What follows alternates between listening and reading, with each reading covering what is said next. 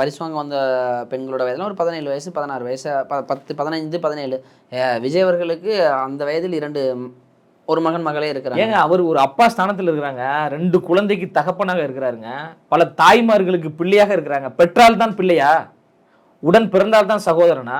தமிழ்நாடு முழுவதும் அவரை ஒரு மகனாக, சகோதரிகள் எல்லோரும் அவரை அண்ணனாக அரவணைத்து கொண்டு அன்புள்ளத்தோடு நேசிக்கிறாங்க.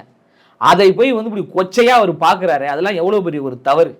அதில் இன்னொன்று பேசுகிறாரு, மானாட மயிலாட குறித்து நடிகை நமிதா குறித்து பேசுனதெல்லாம் எவ்வளோ ஒரு இழிவான ஒரு செயல்பாடு. அதெல்லாம் எந்த தமிழங்க இப்படி பேசுவான் பெண்கள் குறித்து தரைக்குறைவா?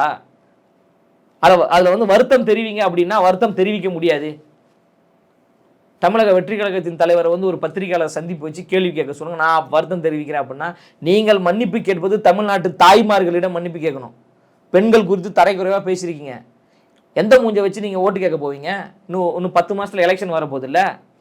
நீங்கள் தொகுதிக்கு போகணும்ல, மக்களிடம் ஓட்டு கேட்டு போகணும்ல. அப்போ அந்த மக்கள் கேட்பாங்களே, எங்களை இப்படி கேவலமாக பேசுனீங்களே, எங்கள் பெண் பிள்ளைகள் குறித்து இப்படி தரைக்குறைவாக பேசுனீங்களே, வெக்கமா இல்லையா, அசிங்கமா இல்லையா, எந்த முகத்தை வச்சு எங்ககிட்ட ஓட்டு கேட்டு வரீங்கன்னு தாய்மார்கள் கேட்பாங்களா மாட்டாங்களா?